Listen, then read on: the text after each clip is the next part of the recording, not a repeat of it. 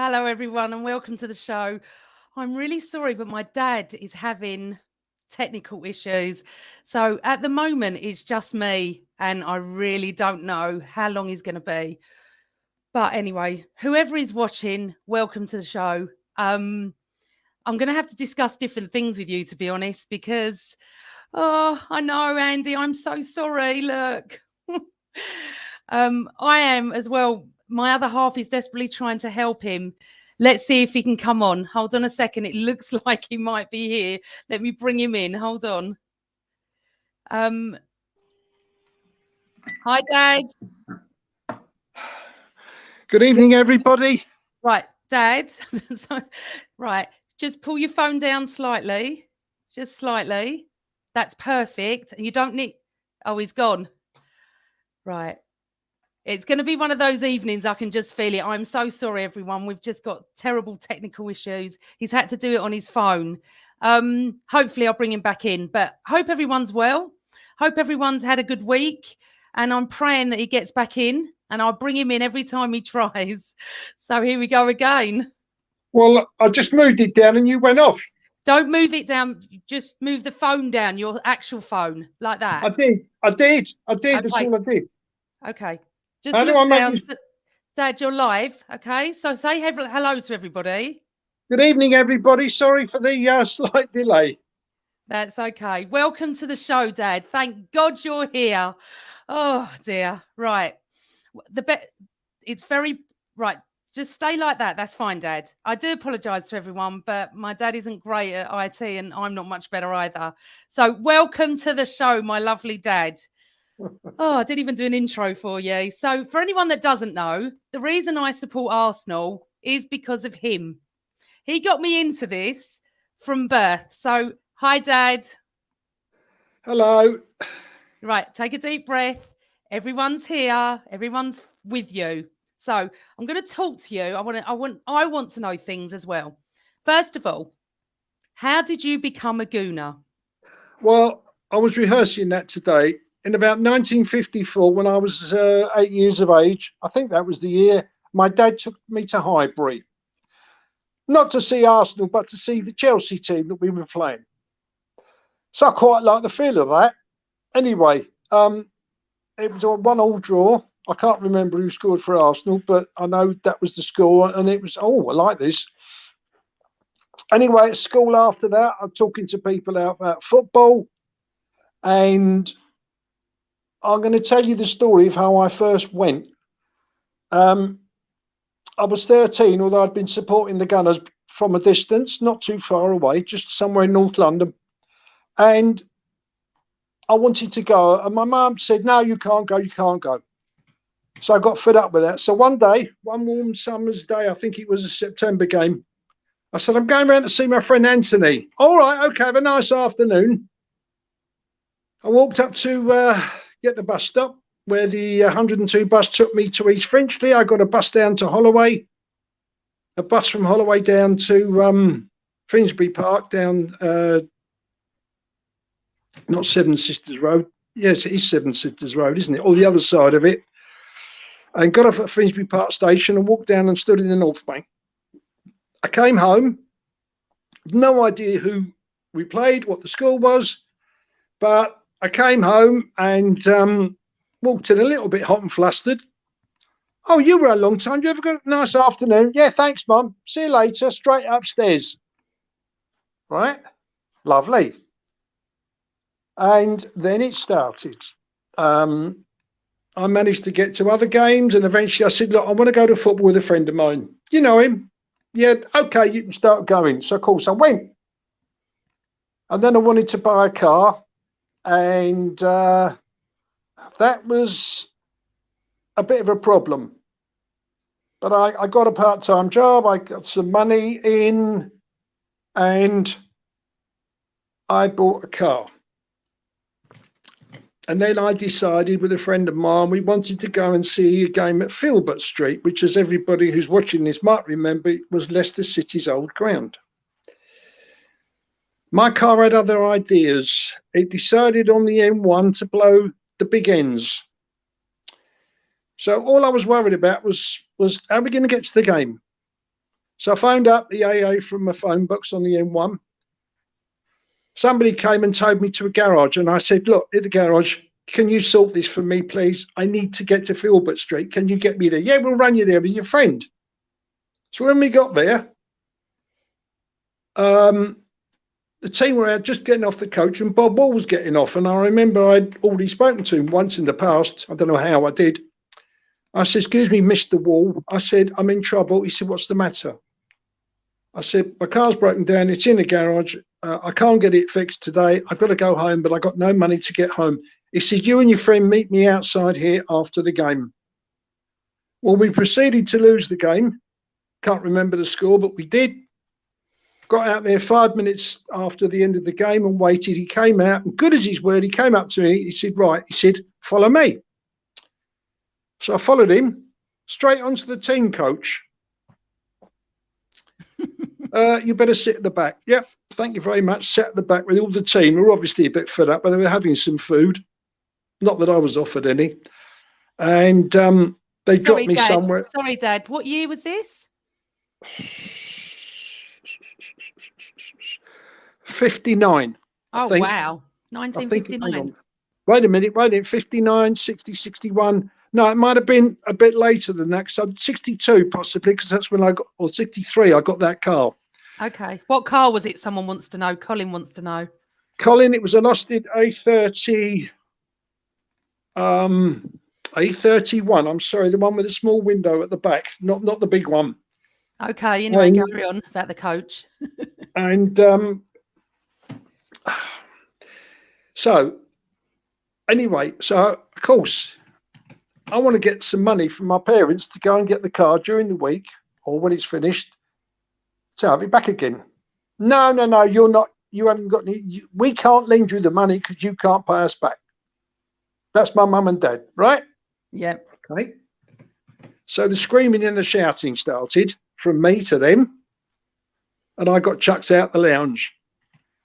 I think my brother lent me the money or my grandmother lent me the money, but somebody lent me the money. So I phoned up the garage in Leicester, and they said, look, it'll be ready on Friday afternoon. Have you got the money? I said, yes, I got the money. Right. I said, how am I going to get from Leicester Station to you? We'll come and get you. All right. Phone us from the station. So I got up at stupid o'clock. Got to East Finchley Station, got down on the Northern Line down to St Pancras, got on a train that in those days you didn't have to book it in advance, just bought a ticket and got there, got to Leicester, phoned up the garage, somebody came and got me double quick, gave them a cheque, yes, a cheque. I get in the car with a new engine. Of course, I've got to drive at 30 miles an hour all the way back, haven't I? So I did that. I'm not going to blow a new engine for £200 or £300, £400, whatever it was. And would you believe I got back to Highbury for the home game? I got a parking space that I don't know how lucky I was, but I did, very near the ground. At about 2:45, managed to get in at 2 minutes to 3, and at 3:05, I'm standing on the top of the North Bank. Wow. So I think we won that game. I'm sure we won that game. Danny, my friend Danny the GFP, thank you so much for joining and thank you for helping me out.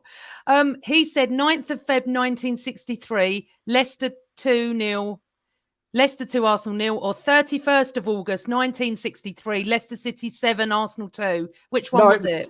It was 2-0. So it was 1963 February. Okay. Yes. Don't try and read it, Dad, because I'll read it to you. Don't worry. Okay. I don't want to lose you again. So You'll Danny's never do like that. our statistician. We can ask Danny anything. He just comes up with everything. He's All brilliant like that. Okay, so was that your first ever Arsenal game? Leicester City away?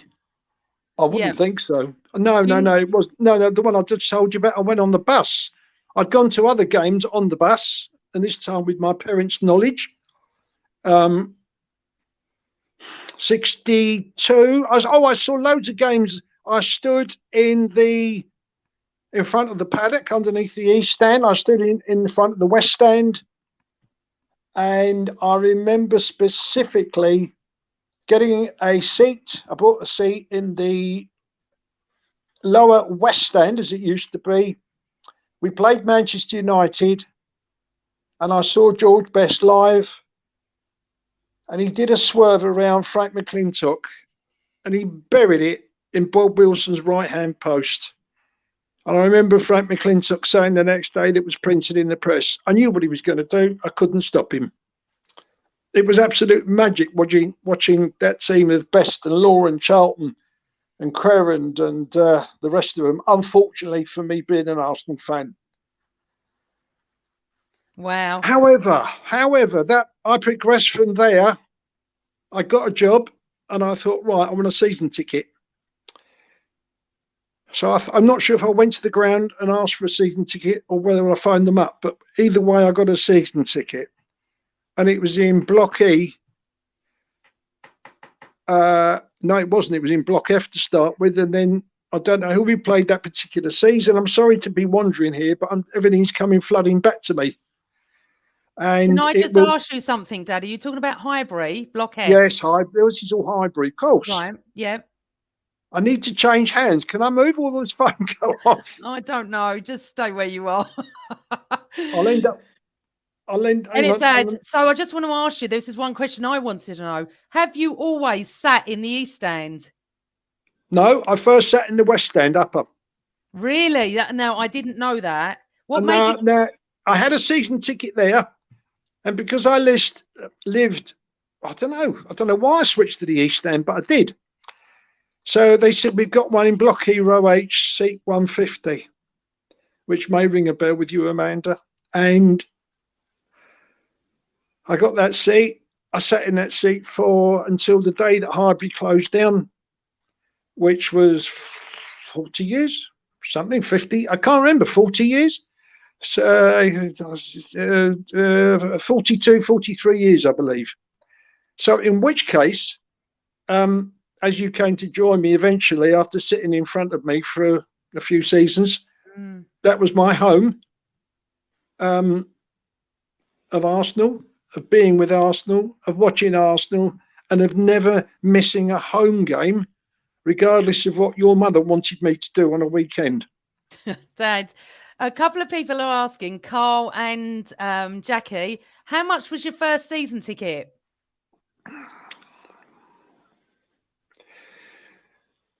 Oh dear, that's a question. All right, I'll come back to that. Have a think. I really couldn't answer it honestly. I don't know. I do not remember. I remember it was the book you tore the ticket out of, and that was all. Yeah, I remember those books. Okay, let's just go on to a little bit of the actual team, the club, managers, stuff like that. A couple of questions I want to ask you. Who was your favourite manager to date? To date? To date. From 60s to date.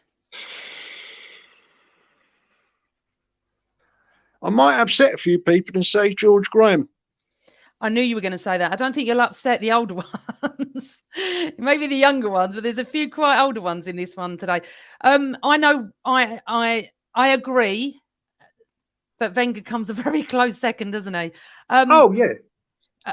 Let's just go back to when I started with you, about when I was 11, 79, 80. You took me when I was 4, didn't you? You went a bit earlier than that. You went at 3, I think, and I carried you in over the turnstile. Oh, 3. I told everyone it was 4. Okay. You took me over at 3 or 4 years of age. And then I've been a Gooner girl ever since. But I remember going to the 80s where we used to slow hand clap, where we had Terry Neal, where we had Don Howe. The youth of today, the Gooner youth of today, have no idea that we have to wait sometimes for trophies and success. Now, all through my school years, 80 to 85, are you okay? Can you hear me okay? I'm putting the phone nearer me, so I'm looking elsewhere. Okay, yes, I can hear. Dad, just put the phone a bit further away. That's fine. Yeah, I can hear. You can hear, yeah? Yes. What Yes, right. So we had Don Howe, Terry Neal. George Graham came in, didn't he? He And he did. changed everything. And the first ever live final I went to was Charlie Nicholas, Liverpool, League Cup, April 87. Yeah. Yes. But let's just go back to what you've been to. Okay. I know that you've been at 1971, Tottenham. Yes. Yep. 78, 79, 80 cup finals. Yes. And did you go abroad in 80? Yes, I went to Brussels, which was, I believe, the Heysel Stadium, which was the scene 5 years later of the tragedy with Liverpool and Juventus. I think it was that one. Yes, we lost on penalties to who was it? Spanish team. Valencia, wasn't it Valencia? That's the one. So, yeah, I remember. Sorry, Valencia. Yeah. So I remember you going as a young child. I didn't go to those. Then let me list it for everybody. Then we went. Then I started coming with you. It was 87. Then we lost to Luton in 88. Remind me, please remind me. Yeah. Anyway, 89 at Anfield, which we'll go into in a moment. We were together. Yeah. I mean, there's so many, and then obviously Wenger coming in, and then we had the doubles and loads of cup finals, and the only place we weren't at was when we won the league at Old Trafford. We weren't there, were we? No, because we'd gone to Cardiff on the Saturday, and I couldn't go up to Manchester on the Thursday. You couldn't, so I don't know whether you remember. You. Obviously, sorry, you still live with us. You and Darren and me and your late Uncle Stanley and your cousin Barry were all there. And I had champagne ready in the kitchen. I must have had a feeling. There was about 7 or 8 of us sitting there. And when that goal went in, your mother thought the world had come to an end because we erupted in the lounge. Okay, so I just want to go. So we have been at all the. I mean, you went to Copenhagen. I wasn't there, but we went 2006 to the Champions League finals. My first ever European away game, and we lose to Barcelona. Out of all of that, what was your best game? I would imagine May the 26th, 1989. Now, why does that beat 71 Spurs? Well, when we went to Spurs, we just had to win the game. We didn't have to win it by 2 clear goals. We weren't playing away at a top team at the time. They'd won the double 10 years earlier, and they were doing everything they could to stop us winning. Fair enough, we would have done the same. But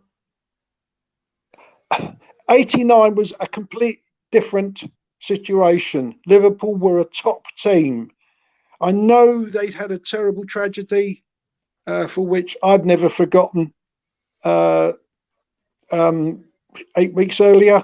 Yeah. And that's why the game was pushed back to the last game of the season. We had to go there, as you know, to win by 2 clear goals. And as you know, I had a gut feeling we were going to do it. Really? Oh, I don't remember that.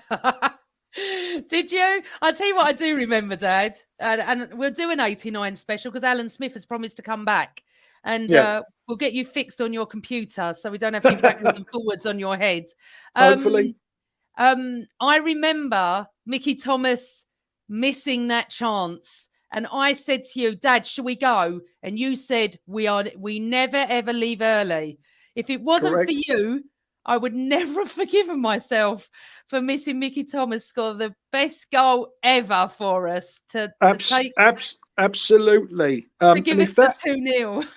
if that had been the days of Sky rather than just ITV, instead of them going off the air just after we got the cup, Sky would have been on the air for two hours and it'd have been well worth recording and watching. However, I would like to tell the fellow Gooners a little story. You may remember I told you, but apart from us appreciating and clapping the Liverpool fans when they held up this sheet that said, "This is for the 96 who are no longer with us."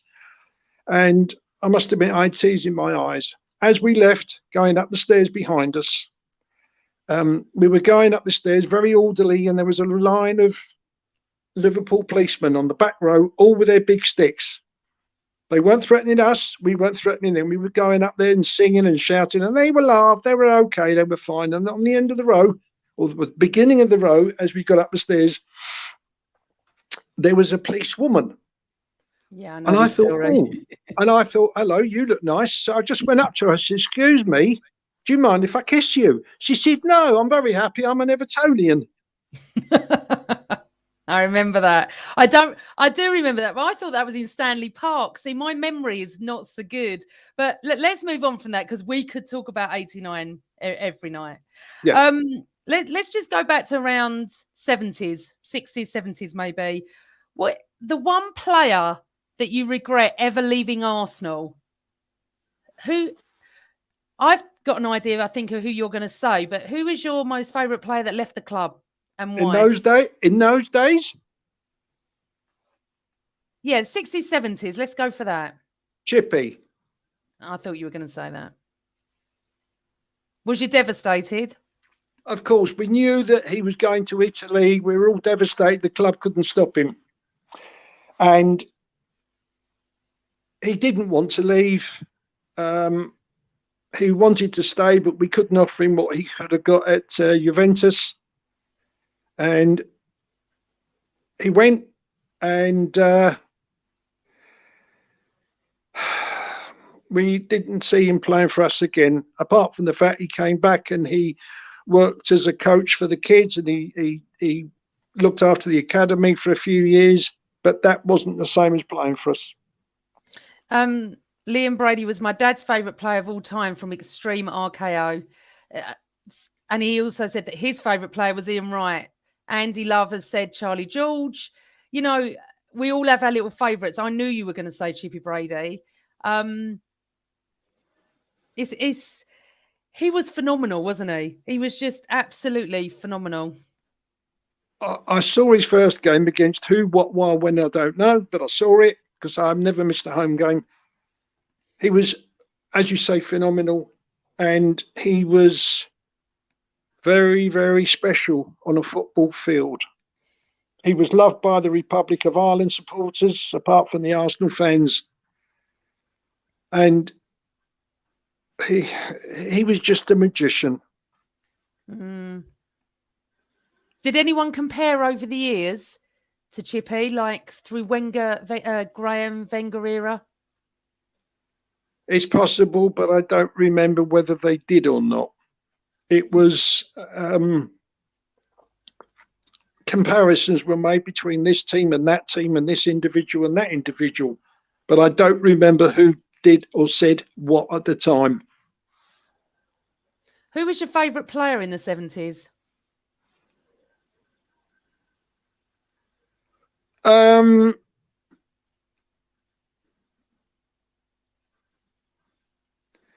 There's a lot to choose from there. There was Charlie, there was George Stroller, there was John Radford, there was Ray Kennedy, but I'm going to go for Frank McClintock. Yeah, the captain. What a player, and I've had the pleasure of meeting him, of talking to him for half an hour when he came off the training pitch at QPR about a year after he left us. And let's just say he didn't want to leave Arsenal. So I thought one of your favourite players was Geordie Armstrong. Well, I was going to come to Geordie as a very, very, very close second. He was a wonderful, wonderful player on the wing. He flew up and down that wing. He never stopped. He played as though his heart depended on it, and as though the club depended on it. And he was absolutely magnificent. You could tell Arsenal Football Club was in his blood, and it was there for all his life until unfortunately he was taken when he shouldn't have been. Now I'm going to tell you a little story about me and him. I think he was working as a coach for the third team, and it was the beginning of the season. And I said to your mother, I said, I want to go out and watch an Arsenal game. Do you mind if I go up to London, Colney? No, you go. It was a hot morning. And I mean a hot Saturday morning, because I've gone out in shorts and sandals. So I've got into Colney without a problem, and I've gone up to a pitch where they're limbering up the kids and everything, and I'm standing there on the touchline, and it's hot. It's beautiful, but hot. Suddenly, to my right side, a voice says, "Morning." There's Geordie Armstrong standing there. He said, "How are you?" I said, "Fine." I said, "Oh, pleasure to see you." He said, "You come to see the kids?" I said, "Yes, I have." And I was a little bit taken aback, because you didn't expect that in any day. But he was quite happy to talk, and he said to me, "That player's going to be good and this player's going to be good." I don't remember any names. And he was very friendly, very nice. During the game, he left me, obviously, because he was coaching the kids. But at the end of the game, when I was still there, he came up to me, he said, "You enjoy?" Excuse me. He said, "Did you enjoy that?" And I said, "Yes, I did." I said, "It's very nice to talk to you." Excuse me a minute. I must just from my Arsenal mug. I'll show you. See? And he was so friendly, so nice. And like everybody else, I was majorly shocked when he passed away. Sad. He was a very, very special man in my eyes.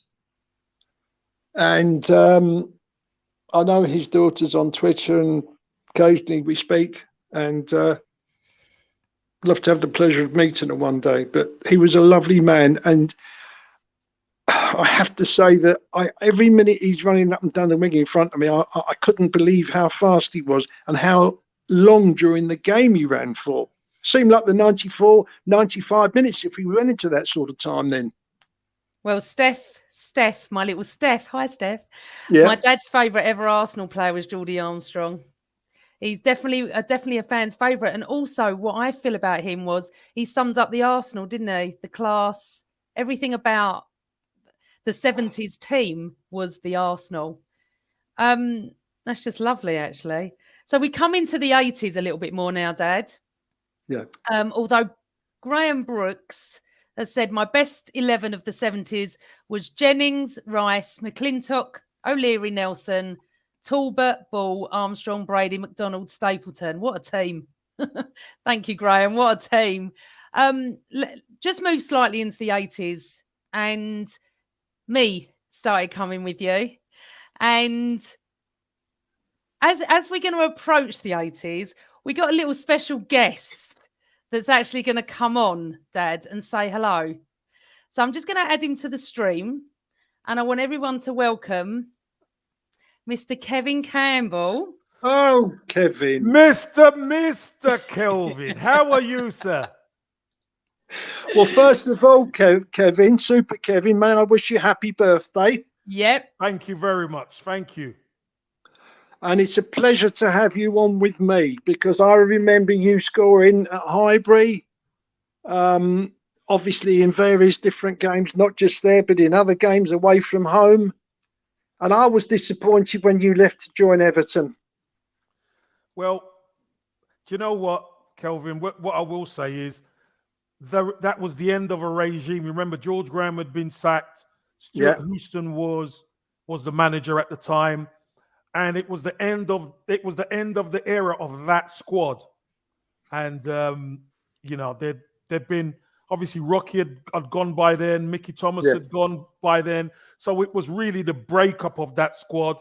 Obviously some stayed after, but I was a casualty of Bruce Rioch, potentially, because once I met him, I knew he wouldn't last. So He was only there for 10 months, and then Wenger came in, didn't he? And changed everything. So, I miss Mr. Wenger by probably a year, but never mind. Right. So, everybody needs to know that Kevin is the same age as of me today. It's his birthday. Happy birthday, Mr. KC.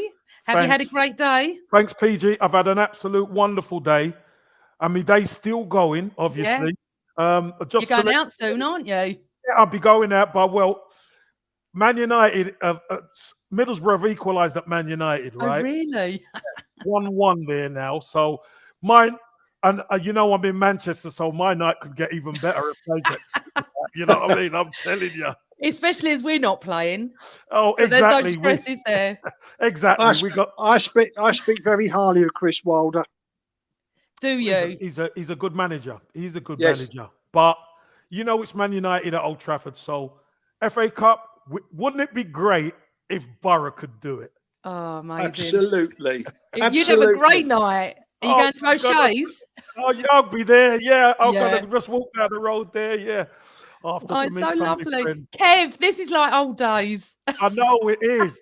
Except I'm in charge. It's so weird. So look, you're at the 80s. Which part? Yes. Where are you on to now?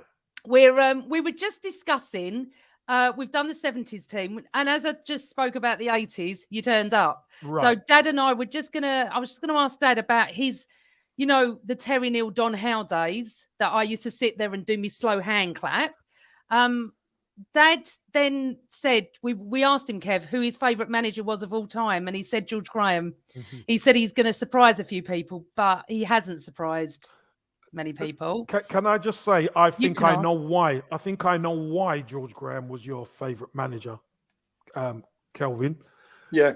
Because although we had some decent players in the 80s, early 80s, we weren't really a team. And that lot down the road, if we're honest, were better than us. They had a more prestigious team, and they were better than us. They were. Yes. And everything was kind of going pear-shaped until George Graham turned up. Then once George Graham turned up, you started to see everything change. So I'll leave the rest to you. Obviously, you're gonna speak about Terry Neal and Don Howe, which is great. And obviously, I was a schoolboy at the time going to London Colney, and I used to be around these guys and really good men. Don Howe, obviously, coach, absolutely brilliant. I thought Terry Neal was a good manager. But getting over the line, we needed something a little bit different, didn't we, Kelvin? Dad? Yes. Answer. Look, when George did what George did by getting rid of some of the players who really didn't want to play for Arsenal Football Club, and we saw the team, you were part of the squad, obviously. Razor came in, Lukic to start with, and he built a team, he built a squad. And like we are seeing today, he didn't stand any nonsense. Mm-hmm. And that was what was good. Because if you stand nonsense, as has been very recently, players take advantage of the club, of yourselves, and it doesn't get you anywhere.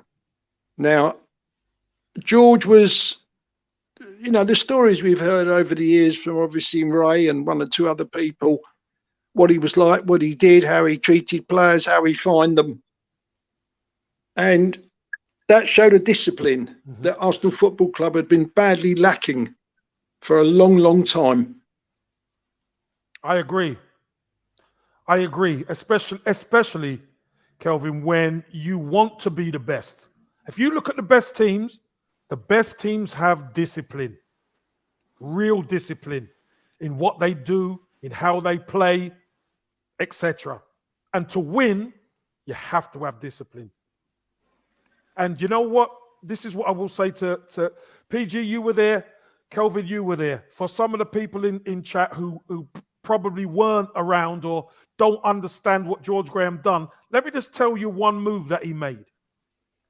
George Graham changed Viv Anderson, who was the England right back, and Kenny Sansom, who was the England left back. Left back, yeah. And brought in Nigel Winterburn and Lee Dixon to play fullbacks. Lee Dixon from Stoke, Nigel Winterburn from Wimbledon. How many managers would get away with that? No. Because he was made of, well, I hate to say it, but made of Scottish steel. He knew what it needed, didn't he? Yeah, but Kev, is this not replicating what's going on right now at our club? I see the comparison so much. And you know what? I don't want to say too much about this feels like George Graham because I don't think it's right to compare the two, although I see similar things going on. You sign players who want to play for the badge. People were having a go at Ramsdale and Tommy Arsu and Ben White and you can name all the players. Sign all these players, and they were like, "Oh, are these players?" Arsenal, we were laughing stock. Arsenal spent 150 million, and none of them don't make one. Well, do you know what? They're taking notice now, people, aren't they? So, but the thing is, it feels like some, not all, but some of the fan base are up in arms. Like, God forbid he disciplines a player. I mean, we can talk about Aubameyang in a moment, but God forbid it honestly. But if we went back, Kev, to the 80s and we had social media. Oh my goodness. Oh, the Arsenal fan base. The Arsenal fan base now wouldn't know what's hit them. They wouldn't know what's hit them. Amanda. Yes, Dad. I've got you on my laptop. Okay. All right. Come off the phone and I'll add you on the laptop. Hang on. I'll just remove him because God knows what's going on. So it's just me and you, Kev. Bless him. Thank God you're here. No, PG, you're right. You are right. There are some fans. I think some fans follow the player before the club. Yeah. And you never do that. I never do that. It's the club before any player, no matter how good they are, because the club is the one constant. But we do know fans like the players, and fans don't like players to be disciplined for whatever reason. And I think we're lucky that we've lived through the disciplinarian type times that we see how much of a difference it makes. But I don't want to live through a time where it's not disciplined. You know, you look at Wenger's last many years where these players got away with God knows what. And I just I don't understand why he's getting so much criticism. I understand some of the performances haven't been good. January, we didn't win. It was a dry January, that's for sure. But I just feel sometimes that he's kicked so many times and there's such division. You either want him out or you want him in. I criticise him when he does something wrong. But I praise him when he does something right, or the players are doing well. I just find it all a little bit strange. And before the '89 final, Kev, when I never get this right, did we lose to Derby and draw to Wimbledon, or the other way around? Whatever it was. Lost to Derby and drew to Wimbledon. Right. Social media would have gone into meltdown. Beyond meltdown, because I went on the radio and I said, we're never going to win this. Yeah, we're never going to win this. And I just felt that I don't get it. I really don't. He's trying to bring the club back.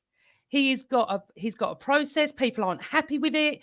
He's not been given time. People go, he's got loads of time. He's had COVID. He's had no preseason. Look, we've said this so many times, Kev.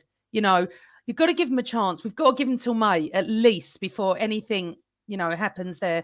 I'm trying to bring my dad back, but I don't know where he is. If I'm honest, I'm so sorry.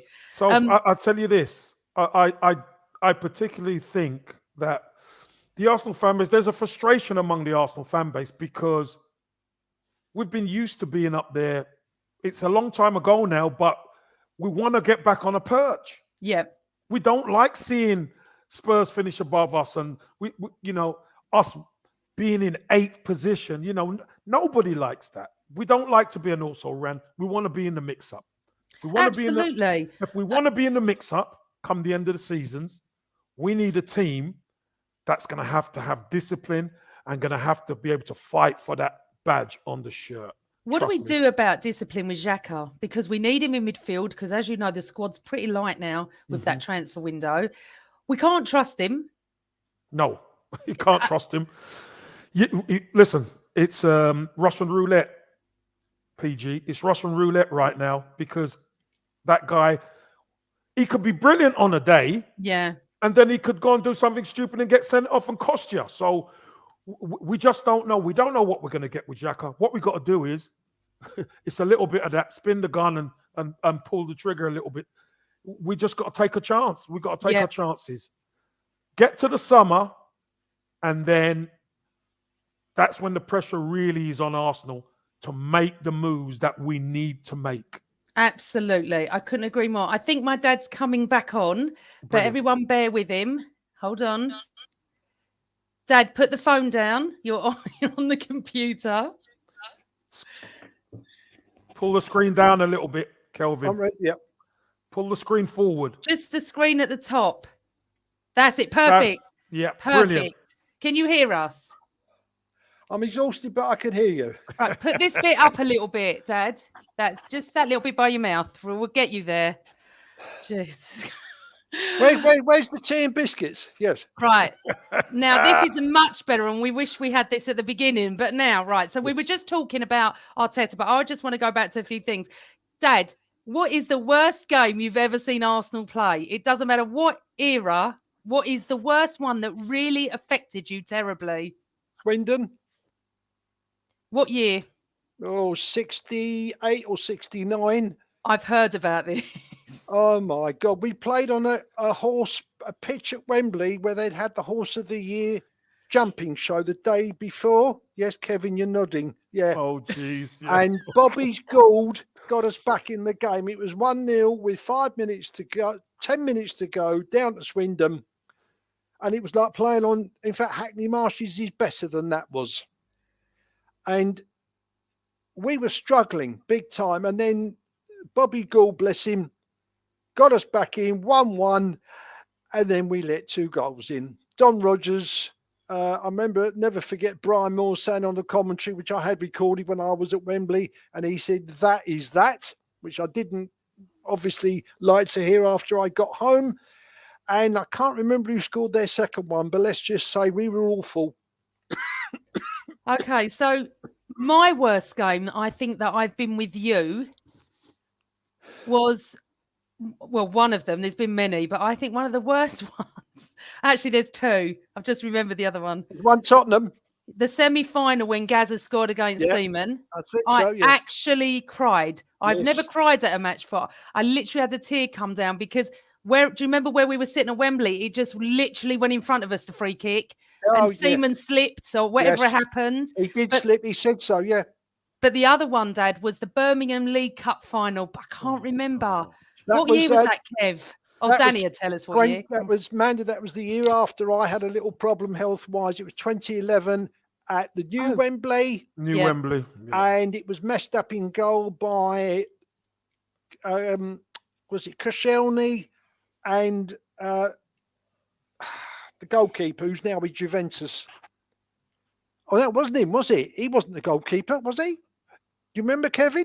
Almunia? No? Who was it? No, it wasn't. It wasn't the lad who's at Juventus. No chance. Who was it? What, the goalkeeper for Birmingham or for us? No, for Arsenal. Because him and Koscielny messed up, didn't they? And the lad went through and scored. I think it might have been Almunia. I thought it was Almunia. I think it might be. Chesney. Someone's just told us. Thank you, Nigel Plum. Chesney is the guy. Was it? Juventus. Oh, God, jeez. He's the guy at Juventus. And that night, Kev, I had to go to a do straight from Wembley, dressed as I was, with hundreds of Spurs fans. I'm a very big social person, as you know. I'm a social butterfly. I love going out. I swear I had the biggest cob on my face the whole night. I just wanted to go home because not only I could not get over the game, I had to be with Spurs fans as well. So it was awful. That's one of my worst. Amanda, I could tell you about functions I've been to with Spurs fans, but it went the other way because I used to let your mother go to functions without me when your late auntie Esther and the late Uncle Stanley picked her up. I'm sitting there watching the first half of the game and they said, we'll see you at the function. Yeah, okay, get out, bye, thank you. There was the League Cup replay at Tottenham when Quinny got us an equaliser. Yeah. There was other games when Arsenal were on and I couldn't.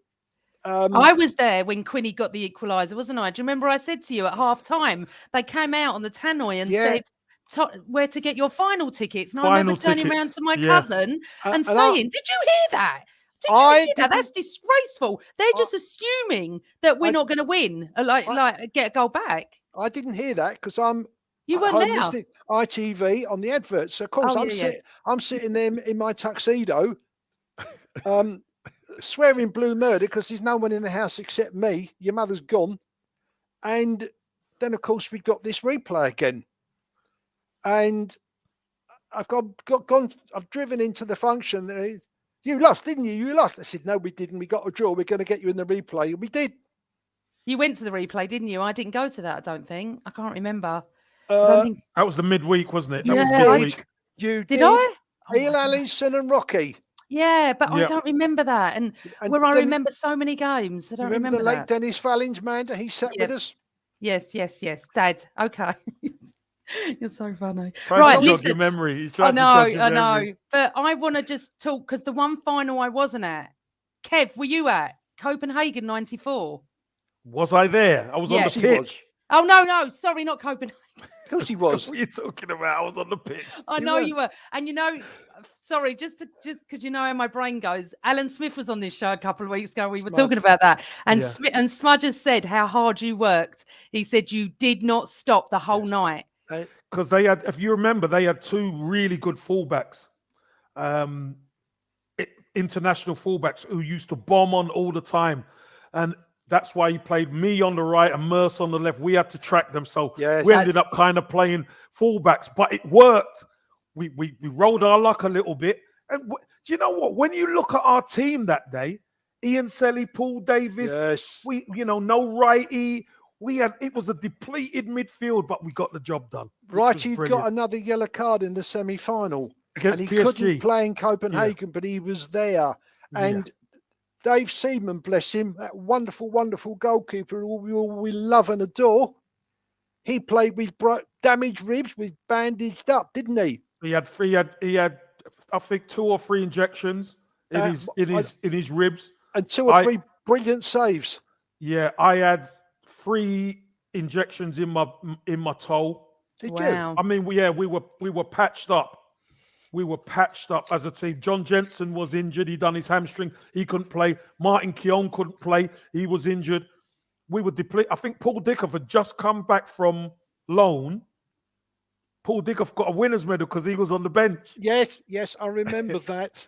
And can I just tell you about the flight on the way over? We'd been given the tickets at Gatwick before we took off, and they were lousy seats.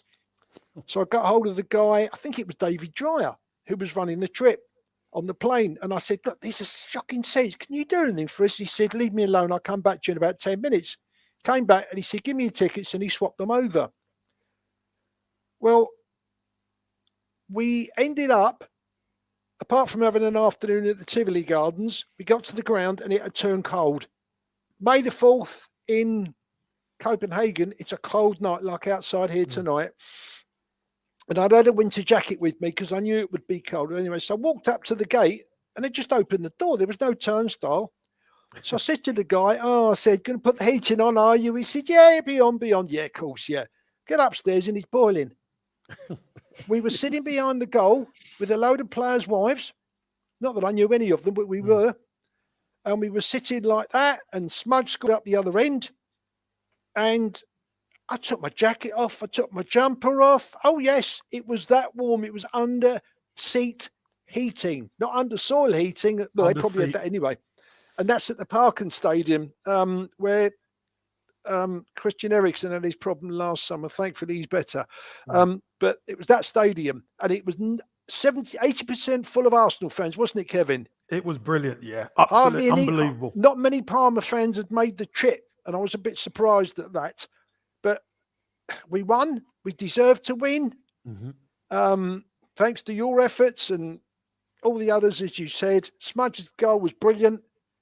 And when we got back to the airport, which was 20 minutes away, they just opened the doors and said, go on, get on your plane, whichever plane you come on, go and get on it up there. No passports, nothing. Just get out. Just leave now. Yes. So we landed at Gatwick at 5 o'clock in the morning, whatever it was, and we're reading the papers, and Tony Adams walks by and says, all right, yeah, lovely, great, well done, whatever, wonderful, wonderful experiences I've had with Arsenal Football Club. Yes, I've had some bad times, and I mentioned Swindon, I mentioned Leeds, and Amanda's mentioned Birmingham. There was a 5-0 at Tottenham. That's because we beat them 5-0 the season before. So I suppose it was tit for tat. I must tell you about my trip to Stamford Bridge when I was very much younger. I was single. Did I know your mother? Who knows? Who cares? I come out after the game, and it was a summer's day. Must have been middle August or early September, and it was a very, very warm day. So I'm just about to walk back to Fulham Broadway Station, and I hear this roar. So I have a left, and I could see a posse. That's the word. A posse of Chelsea fans running at us because I'm mixed up with all the Arsenal fans. So I jumped over someone's hedge into their garden and laid flat on the grass.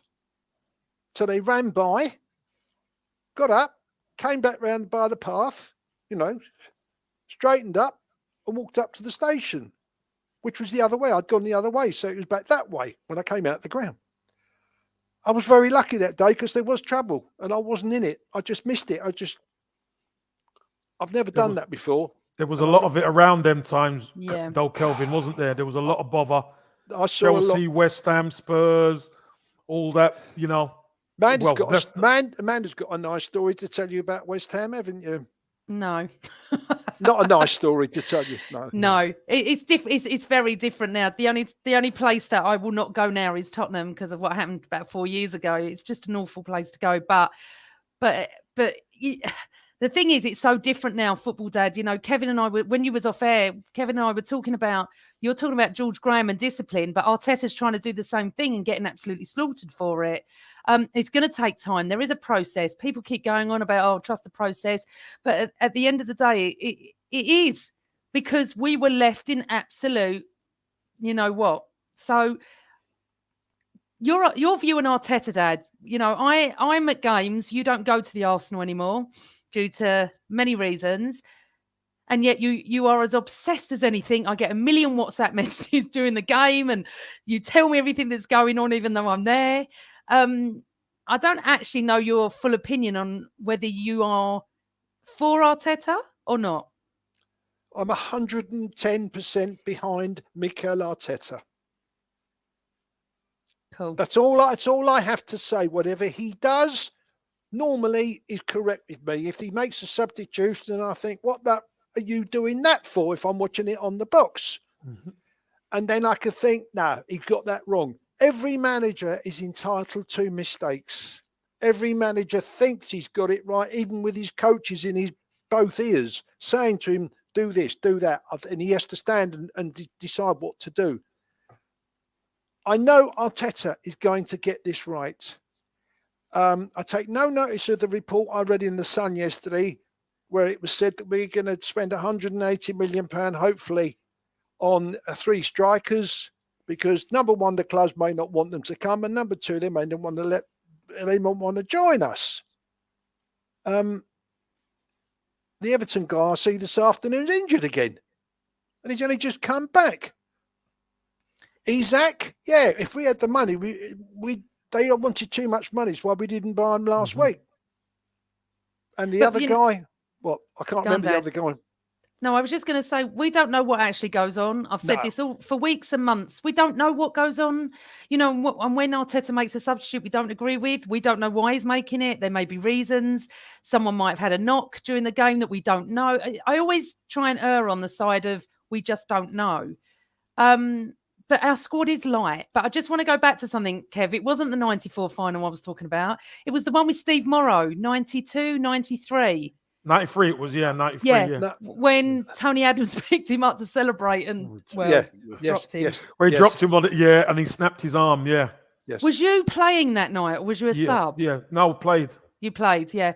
There was just one funnel in my head going, I don't think Kev played. I know it's Copenhagen. Yeah, because when Stephen Morrow scored, he runs off to the right, doesn't he? Yeah, yes. And I'm the first one on top. We played in the youth team together, so it was wow. Any winner for the Arsenal, at Wembley is Wembley. Incredible. Kev, I just got to ask you that. I don't think I've ever asked you that. Playing at Wembley in a cup final, how do you, when you walk out onto the pitch and thousands and thousands and thousands of fans and everything's on this to win it, you lose, no one really, takes any notice of the losers, do they? It's all about winning. The feeling, how do you calm your nerves? I get nervous coming on here just doing an hour show.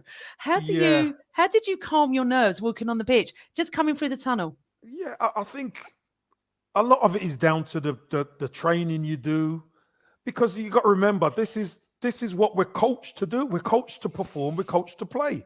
So you always, if you want to be successful, you've got to go out there and perform when it really matters. Yeah.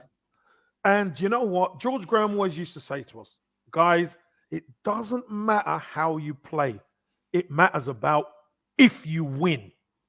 Because nobody, as you quite rightly said, PG, nobody remembers the losers. Everybody always remembers the winners. And he said, if you win at the Arsenal, you become legends. And there is no better feeling. So that's all. We were young, we were hungry, we wanted to win. A lot of the guys had won trophies before. Yeah. Luckily, I'd won my first trophy, which was the league title.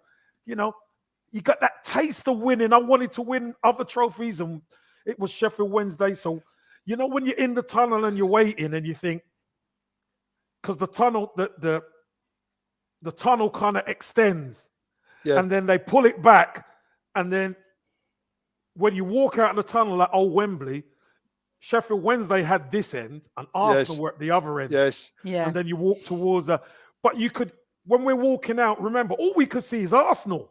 Yeah, that's lovely. We were so for us, it's brilliant. Go on, Kelvin. We went to the FA Cup final just a few weeks later, where that went to a replay. And I think Righty got one, and Andy Linnigan scored the winner. The winner. The winner. On the replay. Yes. That's right. And it was a wet night, to put it on another word. And we were there for that.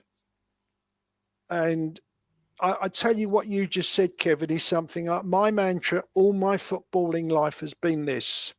I don't care how badly we play as long as we win the game. Winning cures everything, Kelvin. Yep. Winning cures everything. And I will never change that, because I want to see Arsenal Football Club win games, to win trophies, to win cups, to win leagues. And Amanda will be my representative when we get to the next Champions League final.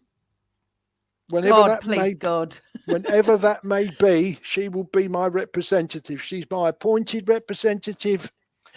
She's passed all the tests that I've set her. She's put up with me over the years, and she's got to put up with me, I hope, for many, many more years, if possible. And Dad, I need to ask you something, okay? Because George Graham, we've done. I want to talk to you about Wenger. The Wenger era, the first 10 years were phenomenal, weren't they? 10 years, no, it was less than that. It was 8 years, 6. 98 96. to 98 to 2006. I thought it was 96 he came in, No. but anyway. No.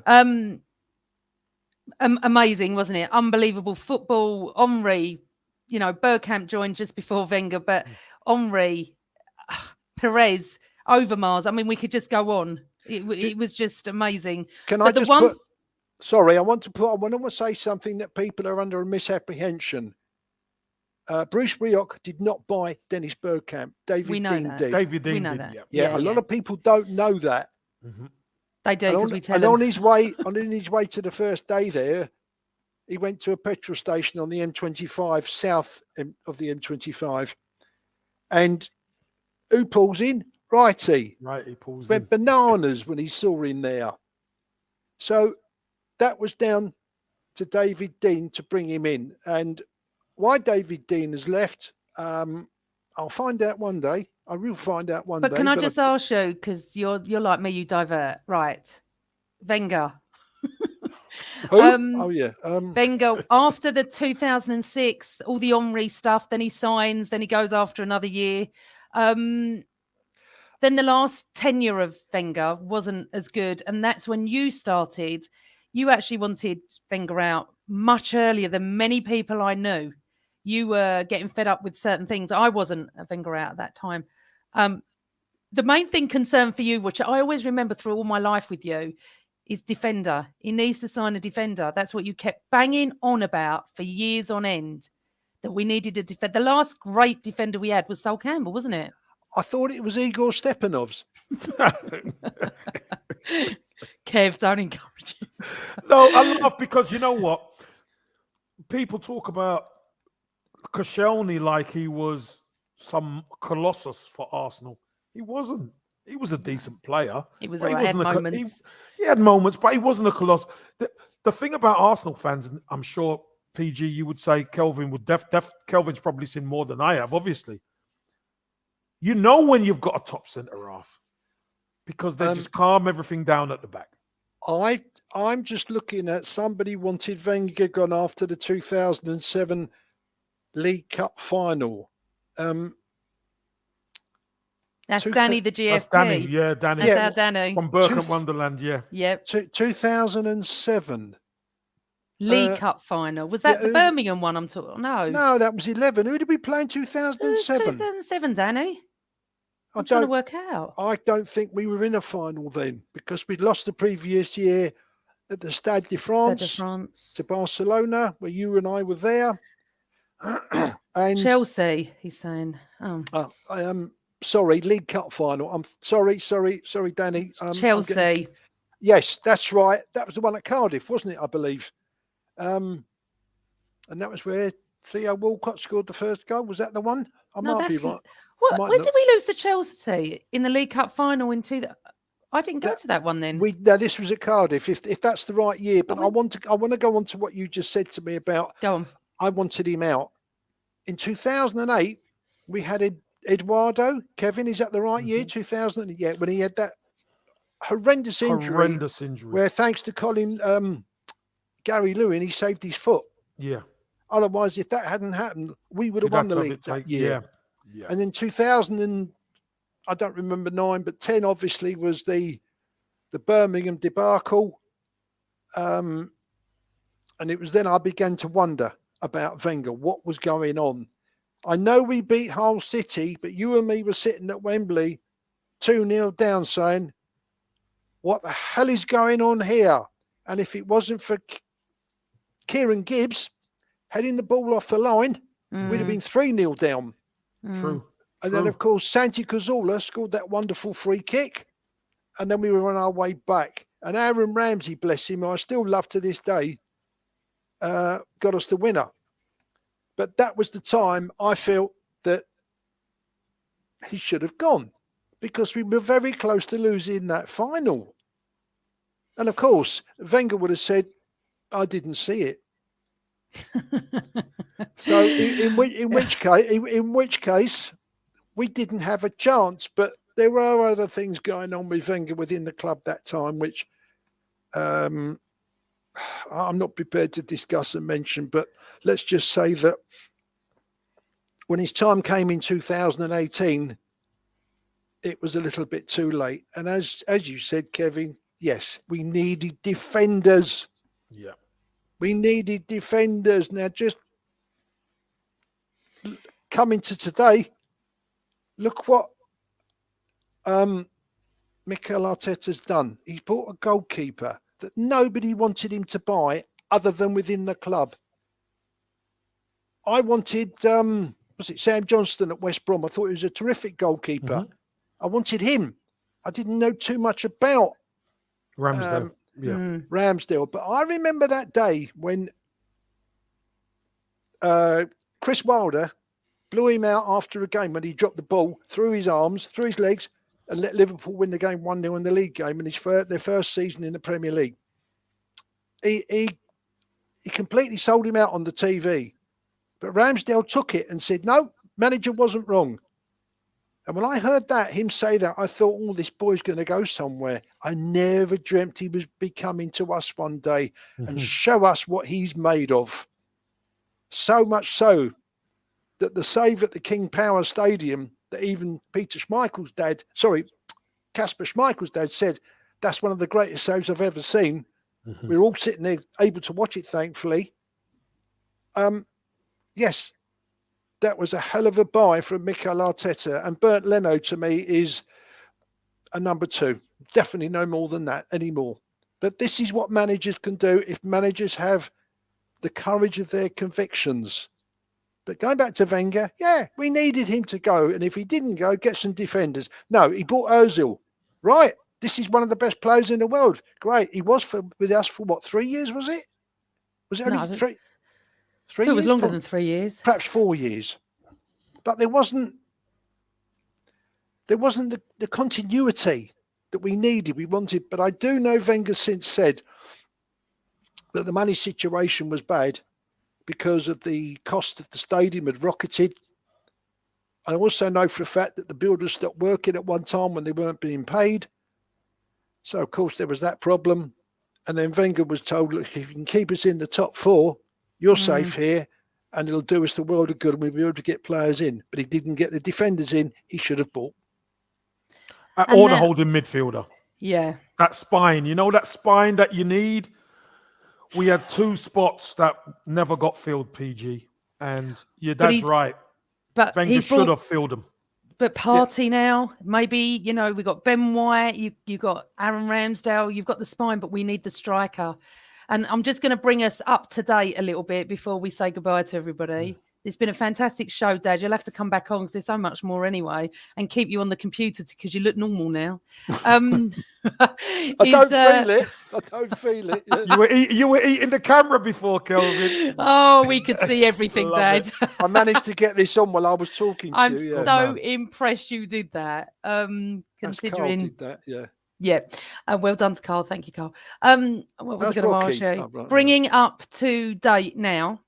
Okay, transfer window was nothing, but we did obviously offload Aubameyang. There has been we're still paying him wages, don't you? Half. Man, right? Yeah, we're still paying him.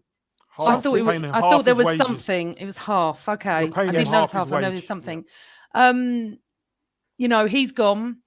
And I think if you don't want to play for this club or turn up on time or whatever it is, as I said, no one knows everything, then good luck to him at Barcelona. But something that's been bandied around today was legend. In my opinion, he was a good player for Arsenal. He won us some cup finals. There was times where he was absolutely sublime. Some of the goals were great. Legend, not in my eyes. Nor me. No. I think Aubameyang at Arsenal's an iconic striker. Yes, iconic, definitely. But I don't. Legend, I think, is a stretch right now, especially as he was captain and he got stripped of it, etc. I think you have to look at things like that come into the equation. Yeah. Was he brilliant in winning the FA Cup? Yes, he was. Yeah. 100%. But the last couple of seasons, obviously. Have you seen the comments that came out yesterday? Yeah, I have. Thomas, man, have you seen Thomas Tuchel? And the Dortmund chairman said he did this with us. Yep. And we know that. We bought him on the back of those comments entirely. But I wish him well. I don't wish anything. No animosity. I've got absolutely slaughtered on Twitter. You know what it's like. You say one thing, you have one camp or another camp. It's bizarre. I think it's bizarre behaviour. Look, we've done an hour and 10 minutes. Kevin, I can't thank you enough for saving my bacon while he was off. Listen, Kelvin, and staying on your birthday. I feel like I want to sing. Listen, it's all right, because you know what? Very rarely I get to see you guys. Very rarely we actually get to talk football anymore. But I got the invite and I'm here. So it's great to speak to you. And all I say is invite me on again when I can. And I'll come on again. Let's do this again. Kevin, I know we've never met, and I was hoping to meet you outside the Armoury one day, but when I get to one game, hopefully this season, if it's possible, through Amanda and perhaps Carl and who else, we don't know. But I'd love to meet you. But I'm so pleased you came on. It was a lovely surprise for me. I know it's your birthday, but it's a pleasure for me to actually be talking to you live on air. It's a pleasure, Kelvin. We've done this only once before, and we said we got to do it again. And here, listen, this is down to PG. Your daughter Amanda, she made it happen. So, and it was my birthday. Yes, it is my birthday. Very special. It's not a problem. Not a problem. You just so appreciate it. And Kev, everyone in the comments that you can't see because I haven't put them up, they all want you back. So we are going to do a Kevin Campbell and Casey and PG show. We'll do it one night. It'd be fantastic. No probs. Right. Dad, you need to come back, but I think we need to finish. We need to let Kev go to O'Shea's and have a little drink with his mates. See me mates. Well, it's still going. It's it went to injury time. Oh, sorry, extra time. Oh, has it? Is it still going, the game? Still 1-1. This could go to penalties, guys. I'm telling you. This is so Who's funny. in goal? Who's in goal for United? I'll tell you now. Henderson. Can he save penalties like De Gea? I'm not sure. I'll tell you what, Varane's off, Pogba's off, Rashford's off, Sancho's off. Balogun's off. Andy Love said, great to see Casey back alongside you, Amanda. That is so lovely. And this was not planned. Kev was coming on for 10 minutes to say hello to Dad, and I was going to let him go. But honestly, we could talk, and we will have many more shows where we go back to the Highbury days, because there's so much. The fact that Dad's followed the team everywhere, I followed the team everywhere, but we've got an ex-player this way, isn't it? I'm so pleased you didn't mention Wrexham. Oh, I was thinking of Wrexham. Do you know why, PG? Do you know why? This is what I've got to say, Kelvin. This is what I've got to say. I'm a player. I'm on the pitch. And George Graham decides to take... You think about this. We're winning 1-0. George Graham takes me off at 1-0. We're cruising. No problem. Then Mickey Thomas comes up with that free kick and you think, oh, geez, there we go. And then they score again. And do you remember Jimmy Carter equalizes and the referee disallows the goal? Yes, I do remember, because it was on the radio and they're saying, that's the goal, that's the goal. Oh, no, the referee's disallowed it. Yeah, the referee disallowed the goal. I think it was a perfectly good goal and he disallowed it. Obviously, we lose. All hell breaks loose. Merce was playing, wasn't he? Yeah, Merce was playing. Because Merce has since said in those eyes that was a perfectly good goal. Yeah, it was. But, you know, that was the only time on the coach, George Graham, there was no films, there was no music, there was nothing. You weren't allowed to watch anything. And the coach, fans were giving us plenty, you could imagine, coming home. And the coach broke down. Oh, did it? I didn't know that. Yeah. Right, listen, you two. Can we keep this for another show? Yeah, we'll have to. You two have got to come back. Absolutely. And I'll just host it and let you go, you two, because there are so many stories. But I just want to say thank you so much, Mr. Kevin Campbell. Happy birthday. Yeah. I miss you loads and loads podcasting, but thank you so much for coming on and have a wonderful evening in lovely Manchester, especially if they lose. That'd be Oh my God. You'll be out all night. Oh, I'll be out all night. I'm telling you, if they lose. I want to say thanks to everyone in the chat room, but especially to my dad, because if it wasn't for him down here, I'm sorry, I can't even say him down here, I wouldn't ever have even got into football. It's been my life with my dad, my wonderful, mad, obsessed Gooner. I can't tell you, nothing comes before football in my dad. Nothing comes before the Arsenal in my dad's life, except his wife and his kids, and then maybe Arsenal. No. You've got that wrong. You've got that wrong. No, sorry. Let's start again. Arsenal's first. Amanda and her brother Darren at second. There's now a third one come in the middle of all that. His name's Rocky. My little puppy. Our little puppy. Gorgeous. Anyway, Dad, we could go on all night. Her mum is somewhere else. I don't know where. She is, but she's from a Spurs family, so we don't talk about her. Who?